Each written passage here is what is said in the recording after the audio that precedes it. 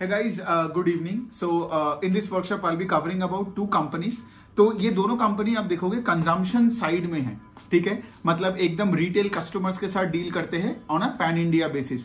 तो एक कंपनी तो ऑफकोर्स है वरुण बेवरेजेस, जो ये पेप्सी का लाइसेंस्ड कंपनी है और वो अपना ये पेप्सी फिर उसके बाद पेप्सी के सारे जो भी प्रोडक्ट्स है राइट उसको डिस्ट्रीब्यूट करते हैं। एंड दूसरा कंपनी जो है वो है कि फिनिक्स मिल्स। आपने देखा होगा फिनिक्स के mall. So if you are in say for example Pune में, मुंबई में, बैंगलोर में, तो आपने ये फिनिक्स मॉल में तो पक्का गए होंगे राइट। तो ये दोनों कंपनी का मैं यहाँ पे इस वर्कशॉप पे इसलिए बता रहा हूं बिकॉज दोनों company even though they have done so very well in the past still have a lot of scope to grow in the future, ठीक है। मतलब अगर आप दोनों का आज मार्केट के आप देखोगे तो आपको लग सकता है कि लाइक अरे ये दोनों बिजनेस तो बहुत बड़ा हो गया। And of course you are also right कि लाइक मतलब ये दोनों बिजनेस 40-50% से कभी ग्रो नहीं करेगा। लेकिन सिंस अभी आप देखोगे कि इनका जो केपेक्स वाला प्लान है जो हम डिस्कस करने वाले हैं राइट, इनका अभी भी जो केपेक्स वाले प्लान है, इनका जो भी आप आज भी डिस्ट्रीब्यूशन का जो गेम का खेल चल रहा है, आप देखोगे ये कंपनीज आराम से आगे भी अगले 4-5 साल भी 15-20% CAGR से ग्रो कर सकता है। तो इसलिए मैं इसको कवर कर रहा हूं। एंड देन ऑफ कोर्स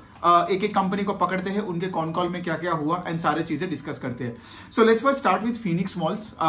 तो अब देखो कि फिनिक्स का 2 डिवीजन है। मेन है उनका जो पैसा आता है वो फिनिक्स का मॉल्स बनाते हैं राइट, और वहां से वो लोग रेंटल इनकम से पैसे बनाते हैं। और दूसरे साइड में ये लोग कमर्शियल रियल एस्टेट में है और वहां भी जैसे फॉर एग्जांपल वो जो लीज एग्रीमेंट में ये लोग अपने इनकम जनरेट करते हैं, ठीक है। लेकिन फिनिक्स का मेजॉरिटी पैसा आता है अपना मॉल्स बना के राइट। सो फिनिक्स का मॉल्स आपने देखा ही होगा राइट, कितने बड़े बड़े मॉल्स होते हैं। 1 million square feet, 1.5 million square feet का मॉल्स है मुंबई में, बेंगलोर में, पुणे में। मतलब आप वैसे उस साइड ऑफ द वर्ल्ड में हो तो आपको और भी दिखेगा। तो फिनिक्स इतने बड़े बेस के ऊपर भी आज आप देखोगे फिनिक्स का जो Q3 का नंबर आया तो उनका consumption in the malls went up bye 25% YOY in Q3 over Q3। Now consumption क्यों इंपॉर्टेंट है? क्योंकि देखिए फिनिक्स जो कमाता है राइट, फिनिक्स मेन कमाता है अपने रेंटल इनकम से, गॉट इट। और वो रेंटल इनकम एकदम कंजम्पशन के साथ एकदम डायरेक्टली कोरिलेटेड है। मतलब क्या, आज फिनिक्स मॉल्स के अंदर जो भी से फॉर एग्जांपल आज टेनेंट है जैसे नाइकी, रिबॉक, एडिडास, एप्पल, फिर बिग बाजार, जो भी है फिनिक्स के अंदर राइट, ये सब फिनिक्स को रेंट देते हैं। लेकिन सोचिए अगर कंजम्पशन का ग्रोथ नहीं है तो ये लोग अपने रेंट कैसे बढ़ाएंगे, मतलब फिनिक्स को एक्स्ट्रा रेंट कैसे देंगे, करेक्ट। सो हमें हमेशा देखना पड़ेगा फिनिक्स में कि कंजम्पशन का ट्रेंड किस तरफ है। तो यहां पे भी आप देखोगे जैसे मैंने बताया कि 25% का ग्रोथ है कंजम्पशन पे YOY लेवल पे। अब अगर फिनिक्स का अगर मैं थोड़ा सा रेंट का अग्रीमेंट समझाऊं आपको, तो फिनिक्स का जो भी रेंटल इनकम होता है ना उसका 90% ऑफ द रेंट फिक्स्ड होता है और 10% होता है वेरिएबल। नाउ फिनिक्स क्या करते हैं, अपने fixed part of the rent को बढ़ाता है, ठीक है। और उसके बावजूद भी से फॉर एग्जांपल कोई अगर ज्वेलरी स्टोर हो या कोई हाइपर मार्केट हो या कोई गेमिंग स्टोर हो या कोई भी स्टोर्स हो, ठीक है, अगर उनका रेवेन्यू उस थ्रेशोल्ड के भी ऊपर जाता है तो फिर क्या होता है, एक रेवेन्यू शेयरिंग में भी फिनिक्स पैसे बनाते हैं। लेकिन फिनिक्स का मैनेजमेंट का ये कहना है कि हम लोग अपने फिक्स्ड रेंट का ग्रोथ पे ज्यादा फोकस कर रहे हैं, ठीक है, रादर देन वेरिएबल पे, गॉट इट। तो इससे क्या होता है ना, फिनिक्स का जो बिजनेस मॉडल है वो और थोड़ा स्ट्रक्चरल है राइट। मतलब टेनेंट का कुछ भी हो जाए, टेनेंट को तो उतना रेंट देना ही पड़ेगा, गॉट इट। सो ये हो गया पहला वाला चीज। दूसरा देखोगे फिनिक्स क्या बोल रहा है बार बार अपने मतलब हर कॉन कॉल अगर फिनिक्स का ट्रैक करते हो तो वो यही बोलता है कि हम लोग ब्रिज टू लग्जरी ब्रांड्स को ज्यादा ला रहे हैं right, rather than the value and the semi premium brands, bridge to luxury। Because India में आज आप देख रहे हो जितना डिस्पोजेबल इनकम बढ़ रहा है, लोग उतना ही ज्यादा से ज्यादा क्रेडिट कार्ड लेके ऐसे आप देखे होंगे राइट कि सब ज़ारा, H&M ऐसे अपैरल्स में ज्यादा शॉपिंग कर रहे हैं देन से for example I don't know एक पैंटालून्स में। और दूसरे साइड में अगर आप देखोगे कि लाइक यू नो ये जो भी हो रहा है, ये प्रीमियमाइजेशन का ट्रेंड हमारे देश में जितना आगे बढ़ेगा राइट, उतना फिनिक्स को फायदा होगा राइट। तो अब देखिए, अब जितना ब्रिज टू लग्जरी ब्रांड्स होगा, एक तो उसका इतना बड़ा ब्रांड्स है, फॉरेन का हो या इंडियन हो, तो वहां पे तो कस्टमर का तो एकदम रश रहता ही है। और फिनिक्स को भी आसानी होता है ऐसे जो ब्रांड जो कि टेनेंट है अपने मॉल के अंदर, उनसे रेंट बढ़ाना, करेक्ट। बिकॉज देखिए आज अगर आप फिनिक्स का शेयर होल्डर हो, आपका स्टॉक तभी बढ़ेगा जब फिनिक्स का rental income grows at a fast pace, got it. So यही बनता है बात। सो तो बेसिकली अगर हम थोड़ा सा फिनिक्स का बात करें तो फिनिक्स ने पिछले 12 महीने कुछ अराउंड 4 मॉल्स खोले हैं, ठीक है। अब आप देखोगे कि देखिए जो एग्जिस्टिंग मॉल्स था उसमें से अगर आप नया मॉल्स ऐड नहीं करोगे तो फिर क्या होगा, पेस ऑफ सेल्स ग्रोथ घट जाएगा। Got it? बिकॉज एक मॉल जब आप बन जाता है फिर 2-3-4 साल के बाद वो तो एक डिविडेंड प्ले बन जाता है। डिविडेंड प्ले मतलब एक इनकम प्ले बन जाता है, right. You just can't keep changing the tenants and increase the rental income by 20-25%। वो तो आपको इन्फ्लेशन एडजस्टेड ही मोटा मोटी चेंज करना पड़ता है। Got it? And of course you can change the product mix by taking out थोड़ा value place and bringing more bridge to luxury, right. So basically क्या है, अगर फिनिक्स ने ये 4 नया मॉल्स नहीं खोलते तो एग्जिस्टिंग मॉल्स जो 1 साल पहले था और आज अगर आप देखोगे सिर्फ 5% का उनका सेल्स का ग्रोथ है, राइट। लेकिन बिकॉज उन्होंने 4 मॉल्स खोले और चारों के चारों मॉल से बहुत अच्छे कर गए तो इसीलिए आप देखोगे टोटल उनका जो सेल्स ग्रोथ है दैट इज नॉर्थ ऑफ 20% आया हुआ है। अब यहां पे देखिए जब कोई नया मॉल खोलता है तो हमें सबसे पहले देखना पड़ेगा कि वो नया मॉल का परफॉर्मेंस कैसे है, करेक्ट। तो हाउ वुड यू जज द नया मॉल का performance? You have to look at a metric which is called trading occupancy. Trading occupancy मतलब जब आपने नया मॉल खोला, सोचो उसमें 100 दुकान खोलने का जगह है, राइट। अब हर मंथ ऑन मंथ हमें देखना पड़ेगा या क्वार्टर ऑन क्वार्टर देखना पड़ेगा कि किस पेस से वो ट्रेडिंग ऑक्यूपेंसी बढ़ रहा है। सोचो आपने एक मॉल खोला 1 जनवरी को और लेट से वो दिसंबर आ गया और ट्रेडिंग ऑक्यूपेंसी 20%, मतलब क्या कि सिर्फ 20% of the stores are only captured by some tenant, right. बाकी 80% दुकानें खाली है। मतलब क्या, वो मॉल जब खोला तुमने इतना पैसा खर्चा किया, फिर उसके बाद अगर उसमें टेनेंट नहीं आता है तो आपका तो गया ना, पैसा पूरा अटक जाएगा उस रियल एस्टेट में, राइट। और फिनिक्स जैसा बिजनेस मॉडल क्या है, ये सब लीजिंग मॉडल में जाता है। इनका डेट है बहुत ज्यादा on the balance sheet, right. So they can't go wrong on the malls. यही एक चीफ एक रिस्क है, राइट। लेकिन आई कैन टेल यू कि पिछले 12 महीने में जो 4 मॉल्स खोले, ठीक है, मैं इनको थोड़ा बहुत डेटा दे देता हूं so you can understand that, right. तो एक मॉल उन्होंने इंदौर में खोला, ठीक है। उनका जो मतलब ये जो 4 मॉल है जो पिछले 12 महीने में खोला, गॉट इट। सो जो इंदौर में मॉल खोला वो खोलने के कुछ 8-9 महीने में ही उसका ट्रेडिंग ऑक्यूपेंसी 91%, राइट। मतलब बहुत ही बढ़िया चल रहा है वो मॉल। जो अहमदाबाद में जो फिनिक्स का जो नया मॉल खोला, जो पहला मॉल उन्होंने अहमदाबाद में खोला, वो कुछ 6 महीने में उसका ट्रेडिंग ऑक्यूपेंसी 78% हो गया। और वो यही बता रहे कि आगे जाके पीवीआर और जारा उसमें आने वाला है। आने के बाद क्या होगा, वो trading occupancy by the next quarter and हो जाएगा 90%। तीसरा है पुणे में, आप देखोगे वाकड में उन्होंने जो मॉल खोला वो कुछ 4-5-6 महीने में उनका 60% का ट्रेडिंग ऑक्यूपेंसी हो गया और by end of this fiscal मतलब और 3 महीने बाद वो 80% हो जाएगा। और फोर्थ वाला जो है बैंगलोर में आप देखोगे मॉल ऑफ एशिया करके जो दूसरा फिनिक्स वाला जो सेकंड मॉल खोला, उसका ऑलरेडी ट्रेडिंग ऑक्यूपेंसी 50% और आगे जाके वो बन जाएगा 75% by the end of this fiscal year, right. So इसका क्या मतलब, ये चारों के चारों मॉल फिनिक्स का बहुत अच्छा चल रहा है। अगर आप उनका नया कैपेक्स का प्लान मुझे बताओगे तो मैनेजमेंट ने यही बताया कि अभी 2 नया मॉल कंस्ट्रक्ट हो रहा है। एक हो रहा है सूरत में, मतलब गुजरात में दूसरा मॉल चालू हो गया, और दूसरा है कि अभी फिनिक्स वेस्ट बंगाल में एंट्री मारा by having a mall at Alipur in Calcutta, ठीक है। तो ये दोनों मॉल अगले 2-3 साल के अंदर दोनों चालू हो जाएगा। तो फिनिक्स को जब पूछा गया तो उन्होंने यही बोला, राइट, कि हमें नया मॉल्स खोलना ही पड़ेगा। एंड आप ये सोचिए कि उन्होंने ऐसे बहुत सारे स्टेट्स का नाम बोला था in the Q2 con call से, वाइजैक हो गया, जयपुर, फिर उसके बाद आपका चंडीगढ़, फिर उसके बाद आपका आई डोंट नो और भी कुछ जगह का नाम बोला था, गोवा का नाम मेंशन किया था कि यहाँ पे मॉल्स हम खोल सकते हैं इन टायर 1 to टायर 3 सिटीज, है ना। बिकॉज आज अगर इंडिया में अगर आप देखोगे ऐसे शहरों में भी आज disposable income is going up, right, like it's they are doing very very well. Jewellery companies यहाँ पे शिफ्ट करते जा रहे हैं और भी जो बड़े बड़े रिटेल कंपनीज वो भी जा रहे हैं। सो फिनिक्स अगर वहां जाएगा तो अच्छा ही करेगा। तो ये हो गया कंपनी का बात। दूसरे साइड में जैसे मैंने बोला कि अगर मैं थोड़ा सा दूसरे एंगल से देखूं कि इनका जो minor part of the total sales इनका कंट्रीब्यूशन है के लिए कमर्शियल रियल एस्टेट जो ये बेचता है, वहां भी इनका leasing revenue I think went up by 17-18% YOY, so not bad. So ये रहा फिनिक्स का बात। और अगर आप देखोगे इनका जो टोटल मॉल्स है अपना, उनका टोटल कलेक्शन एफिशिएंसी बोल रहा है, वो तो फिनेंशियल देखा, इतना फिनेंशियल्स कर करके ना मतलब सिर्फ दिमाग में वही घूमता है मेरा। बट एनी विच वे आप देखोगे जो इनका जो ट्रेडिंग ऑक्यूपेंसी है, right, trading occupancy across all the malls is 84%। तो इसका क्या मतलब, जो पुराना भी जो मॉल्स है इनका, राइट, लखनऊ में एक मॉल है, मुंबई में जो मॉल है, जो भी मॉल्स है सब मिला के 84% है।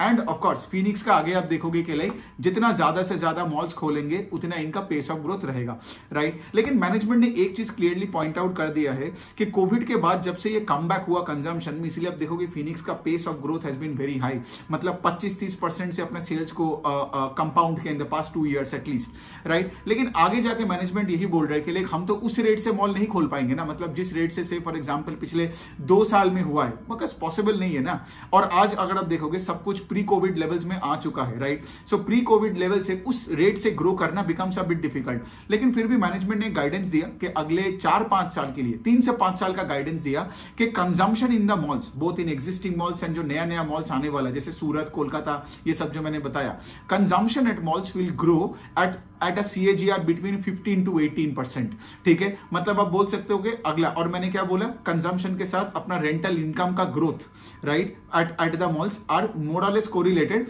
ऊपर नीचे होता है कभी कभार, राइट, बिकॉज कभी कभार क्या होता है कि लाइक यू नो कंजम्पशन हो गया, लेकिन लेट से अपने रेंट बढ़ाने के लिए आपको 6 महीने और वेट करना पड़ेगा before the next contract comes, right. लेकिन मोटा मोटी आप पकड़ लो, अगर आपको 15 से 18% का एक ग्रोथ का इंजन चाहिए for the next 3-5 years, of course based on whatever data we have today, Phoenix is a good example.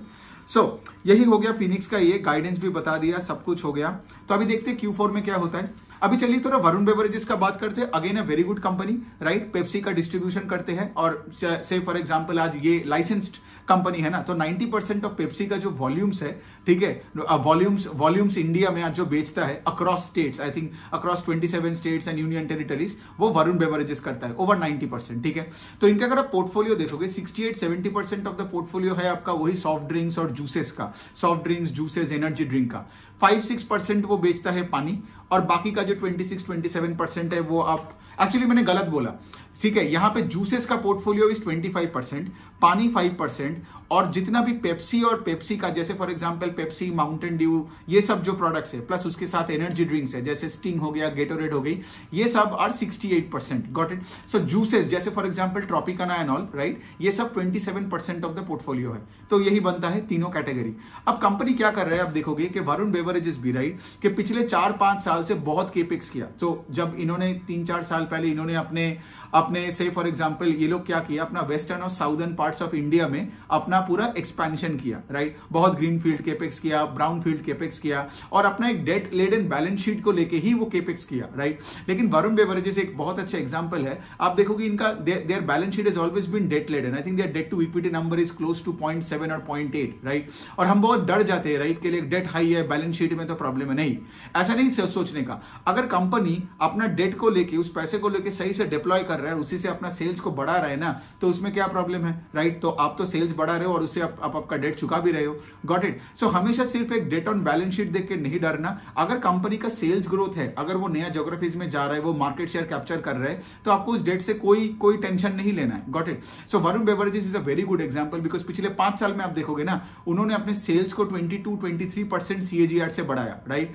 मतलब हर 4 साल में सेल्स डबल, राइट, और उसके साथ अपने मार्जिन प्रोफाइल को भी बहुत इंप्रूव किया, ठीक है। तो इससे क्या हुआ, उनका ऑपरेटिंग लेवरेज भी मिला, और उनका पैट का growth I think is 40-45% CAGR in the last 5 years। तो इसीलिए आप देखोगे स्टॉक ने कितना शेयर होल्डर्स को पैसा बना के दिया। अब अगर हम आगे का देखते हैं, तो अभी भी देखोगे उनका 2 ग्रीनफील्ड और 6 ब्राउनफील्ड प्रोजेक्ट्स में अभी भी काम चल रहा है। ग्रीनफील्ड मतलब नया जगह में प्लांट खोलना, और ब्राउनफील्ड मतलब एग्जिस्टिंग प्लांट्स का कैपेसिटी को बढ़ाना, ठीक है। तो यहां पे आप देखोगे कंपनी अभी बहुत ही फोकस्ड है ऑन 2-3 जगह में। पहला तो एक लेके ये अपने जूसेस मतलब ये ट्रॉपिकाना बनाने का कैपेसिटी को 3x कर दिया। दूसरे साइड में आप देखोगे ये अभी फोकस्ड है वैल्यू एडेड डेयरी प्रोडक्ट्स में, मतलब ये milk shakes and all that पे, ठीक है। और तीसरा जो आप देखोगे जिसके वजह से इनका प्रोडक्ट मिक्स चेंज हुआ और उनका ऑपरेटिंग लेवरेज और मिला, आप देखोगे एनर्जी ड्रिंक का पोर्टफोलियो में ये लोग अभी भी बहुत फोकस्ड है। जैसे स्टिंग ने इनके लिए बहुत अच्छा काम किया, अभी ये लोग वो स्टिंग वाला चीज को ही रिपीट करना चाहता है विद गेटोरेड, बिकॉज आज अगर देखोगे Gatorade is 0.5% of total sales. तो मैनेजमेंट मतलब मिस्टर रवि जयपुरिया जो कंपनी चलाने वाला जो ओनर है, वो यही बोल रहा है कि लाइक गेटोरेड का भी बहुत अच्छा भविष्य है, लाइक स्टिंग जो पिछले 3-4 साल में वरुण बेवरेजेस को इतना अच्छा खासा ऑपरेटिंग लेवरेज दिया।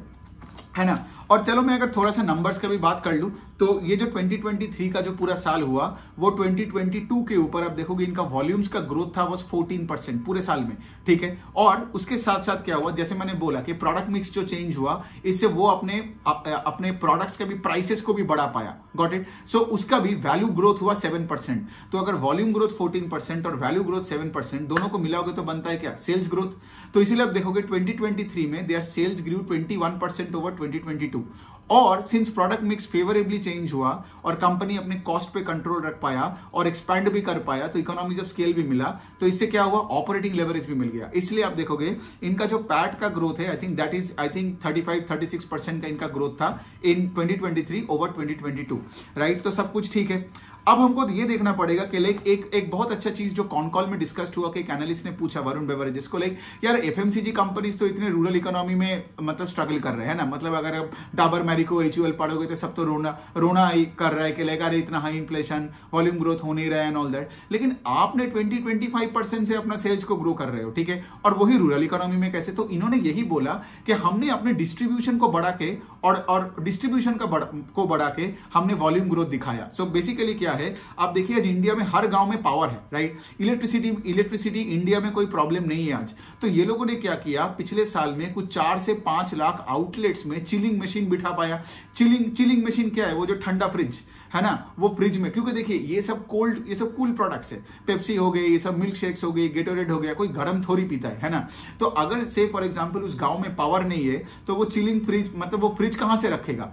तो कंपनी का काम ही है कि लाइक सिंस आज पावर और इलेक्ट्रिसिटी का प्रॉब्लम नहीं है, ये लोग रूरल इकोनॉमी में गया और वहां पे डीप पेनिट्रेशन करता गया, घुसता ही गया, ठीक है। और जैसे मैंने बताया कि पिछले साल आई थिंक उन्होंने कुछ 5 लाख पॉइंट्स को और ऐड किया। तो इससे क्या एडवांटेज हुआ, इससे यही एडवांटेज हुआ कि लाइक सिंस इलेक्ट्रिसिटी है और आप ऐसे रूरल इकोनॉमी में अपने पेनिट्रेशन को ठीक रखा, तो इससे क्या हुआ, आपको वॉल्यूम ग्रोथ मिला। जो जैसे मैंने बताया पूरे साल में 14% YOY का उनका वॉल्यूम का ग्रोथ है, जो कि वो एफएमसीजी कंपनीज कर नहीं पाया। Because FMCG companies like HUL, Dabur का आप देखोगे ना, उनका वॉल्यूम ग्रोथ ही नहीं है, राइट। सिर्फ प्राइस हाइक करके 2-3% का सेल्स ग्रोथ दिखा रहे, लेकिन वरुण बेवरेजेस यहां पे खेल को जीता बिकॉज दे इंक्रीज डिस्ट्रीब्यूशन।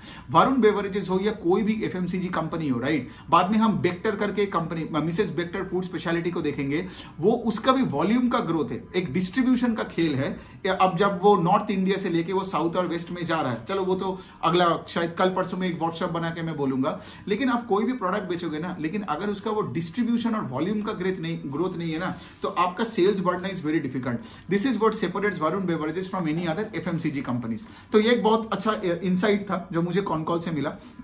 अच्छा, दूसरी चीज मैं यही आपको बता सकता हूं कि लाइक अगर आप देखोगे कंपनी किस जगह में बुलिश है, they are bullish more on the, जैसे मैंने बताया मिल्क शेक्स पे, ट्रॉपिकाना पे, गेटोरेड के पोर्टफोलियो में, ठीक है। बिकॉज ऐसा नहीं कि उनका पेप्सी वाला पोर्टफोलियो नहीं बढ़ेगा, पेप्सी वाला पोर्टफोलियो बढ़ेगा, लेकिन दे होप, जैसे फॉर एग्जांपल स्टिंग आके उनका प्रोडक्ट मिक्स को इंप्रूव किया, वैसे ही value added dairy products like milkshake आके भी उनका प्रोडक्ट मिक्स को और इंप्रूव करेगा गोइंग फॉरवर्ड, राइट। सो यही तो खेल है, राइट, कि आपका अगर डिस्ट्रीब्यूशन बढ़ा तो आपका वॉल्यूम ग्रोथ होगा, और उसके साथ अगर आप प्रोडक्ट मिक्स को ठीक करता गया तो आपको ऑपरेटिंग लेवरेज भी मिलेगा। This is why Varun Beverages have been a great stock. तो आज अगर आप कोई भी मतलब कंपनीज को पोर्टफोलियो में डाल रहे हो तो सोचो, मतलब वरुण बेवरेज, देखो कोई स्टॉक रिकमेंडेशन नहीं है, मतलब आप एक बात बताओ, लो आईक्यू पीपल की तरह जाके सिर्फ वरुण बेवरेजेस मत देखो, दूसरे कंपनीज पढ़ो और उनमें जाके देखो कि वरुण बेवरेजेस जैसा एट्रीब्यूट्स मिलता है कि नहीं। बिकॉज यहाँ पे प्रोडक्ट मैटर नहीं करता है, आप वहां पे पेप्सी बेचो या कॉन्डम बेचो या कुछ भी बेचो, आपको सिर्फ देखना पड़ेगा कि ये एट्रीब्यूट्स है कि नहीं आपके बिजनेस पे,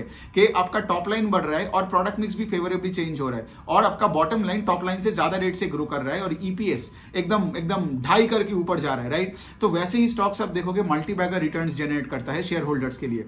सो ये रहा बात, ये हो गया वरुण बेवरेजेस। अब तो चलो अब देखते हैं आगे का क्या होता है। एक पॉइंट मैं बोलना चाहता हूं कि लाइक वरुण बेवरेजेस में बहुत लोग ये पूछता है कि like value added dairy products का तो शेल्फ लाइफ कम होता है, बट ऐसा नहीं है। जनरली कंपनी का मैनेजमेंट ये पिछले 2 क्वार्टर से ही मेंशन किया आ रहा है कि लाइक जो ये मिल्कशेक का जो ये शेल्फ लाइफ है वो पेप्सी की तरह ही होता है, इवन पेप्सी से भी ज्यादा शेल्फ लाइफ होता है अपना ये मिल्क शेक वाला जो प्रोडक्ट्स वो बेच रहे हैं। तो ऐसा नहीं है कि अगर आप कोई वैल्यू एडेड मिल्क शेक कुछ मिल्क प्रोडक्ट्स बेच रहे हो तो उसका शेल्फ लाइफ कम है। बिकॉज शेल्फ लाइफ कम है तो क्या होगा, फिर वो डिस्ट्रीब्यूटर पे टेंशन आ जाएगा ना, उसको बेचना पड़ेगा 2-3 दिन में, लेकिन यहां पे वैसा कोई प्रॉब्लम है नहीं। सो यही बनता है। फिनिक्स हो गया, वरुण, दोनों कंपनी मुझे बहुत अच्छा लगता है। आपका कोई क्वेश्चन हो तो प्लीज लेट मी नो।